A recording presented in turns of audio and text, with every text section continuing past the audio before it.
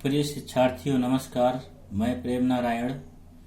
आज हम आपके समक्ष हिंदी विषय पर प्रकरण कारक एवं विभक्ति परिचय पर गहनता से चर्चा करेंगे।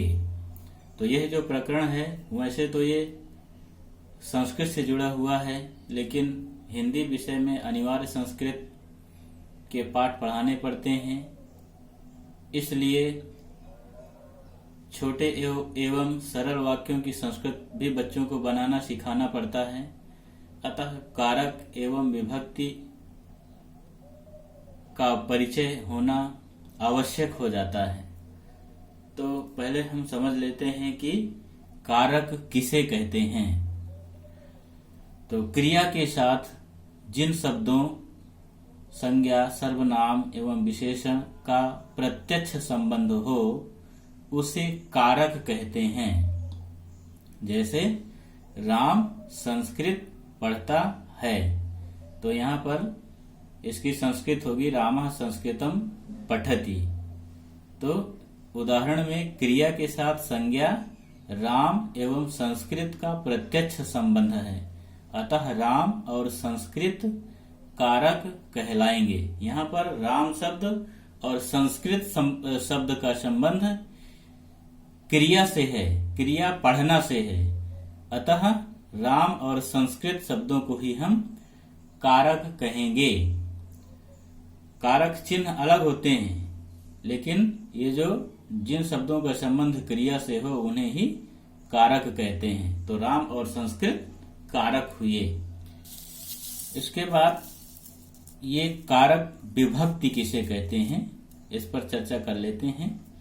तो संज्ञा, सर्वनाम एवं विशेषण शब्दों के बाद ने, को, से, के लिए आदि जो चिन्ह लगते हैं वे ही कारक विभक्ति या परसर्ग कहलाते हैं। अर्थात जो कारकों के बाद चिन्ह लगाए जाते हैं उन्हें ही कारक विभक्ति कहते हैं, या कारक या विभक्ति चिन्ह कहते हैं। अथवा जिन प्रत्ययों से कारकों की स्थिति का बोध होता है उसे विभक्ति या परसर्ग कहते हैं। यहाँ पर प्रत्यय शब्द आया हुआ है।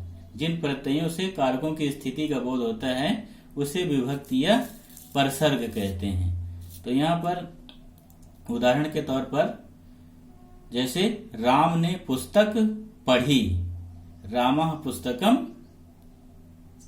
अपठित। तो यहाँ पर विभक्ति चिन्ह या कारक विभक्ति जैसे हमें समझना है।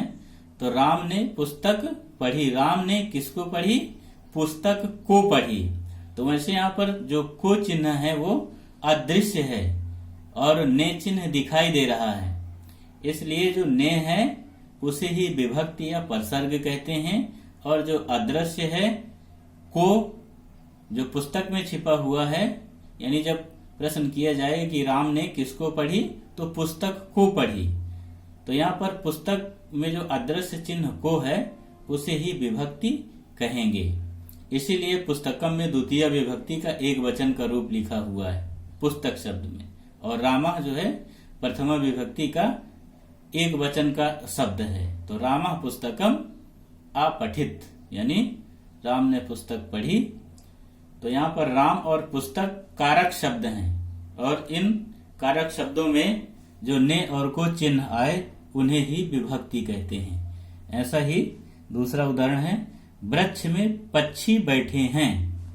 तो यहाँ पर वृक्ष में जो में, यहाँ पर वृक्ष कारक चिन्ह शब्द है और में विभक्ति है, तो यहाँ पर सप्तमी विभक्ति लगेगी।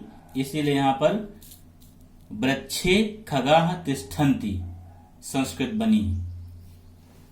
तो इस प्रकार से जो कारक हैं वो अलग हैं और विभक्ति अलग हैं।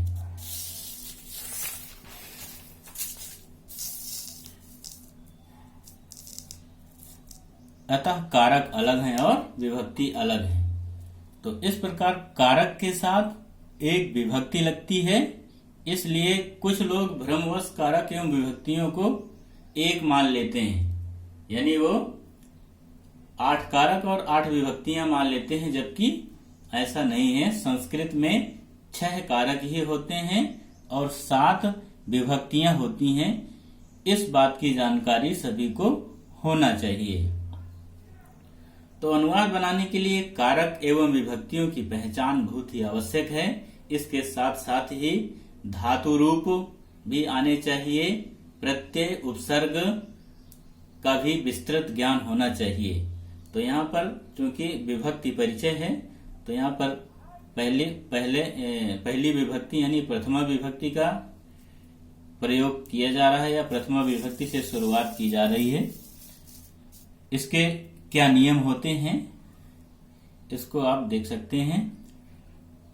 तो पहला पॉइंट है, स्वतंत्र रूप से कार्य करने वाले को कर्ता कहते हैं और कर्ता में प्रथमा विभक्ति लगती है, अर्थात क्रिया को जो स्वतंत्र रूप से करता है, तो जो स्वतंत्र रूप से करने वाला होता है उसे ही कर्ता कहते हैं और कर्ता में प्रथमा विभक्ति लगती है। जैसे बालक पुस्तक पढ़ता है, यहाँ पर जो बालक है वह पुस्तक पढ़ने के लिए स्वतंत्र है, अतः यहाँ पर बालक में प्रथमा विभक्ति का रूप बालकः बनेगा और किसको पढ़ता है, पुस्तक को पढ़ता है, यानी कर्म कारक यहाँ पर लगेगा। तो यहाँ पर कर्म पुस्तक का कर्म कारक में रूप बनेगा पुस्तकम, किसको पढ़ता है, पुस्तक को पढ़ता है, तो बालकः पुस्तकम पठति।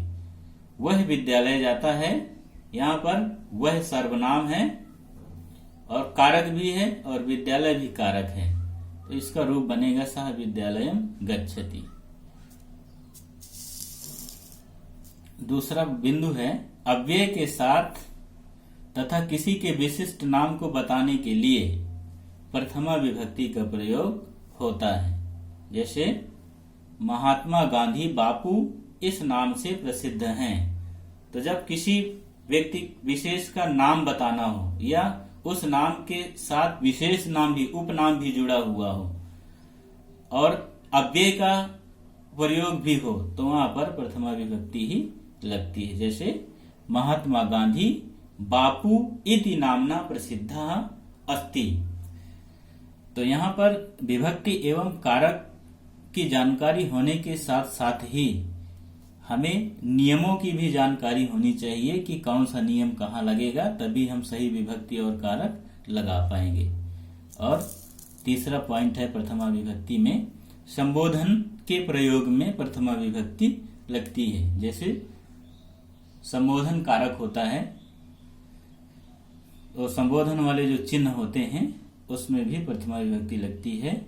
उदाहरण के तौर पर, हे मित्र इधर आओ। तो यहाँ पर जो हे मित्र है उसमें संबोधन चिन्ह लगा हुआ है, यानी जब किसी को बुलाया जाए, किससे कुछ कहा जाए, हर्ष विषाद इत्यादि जब प्रकट किया जाता है तो वहां पर संबोधन ही होता है। तो इसकी संस्कृत बनेगी भो मित्रः इतः आगच्छ, यानी भो मित्रः जो शब्द है वो प्रथमा विभक्ति में एक वचन में है, तो संबोधन के प्रयोग में भी प्रथमा विभक्ति ही लगा करती है। तो इस प्रकार नियमों की जानकारी होना बहुत ही आवश्यक है, तभी हम हिंदी वाक्यों की संस्कृत आसानी से बना सकते हैं। तो प्रिय प्रशिक्षुओं, आज यहीं तक, कल फिर इसी प्रकरण से संबंधित चर्चा करेंगे। धन्यवाद, नमस्कार।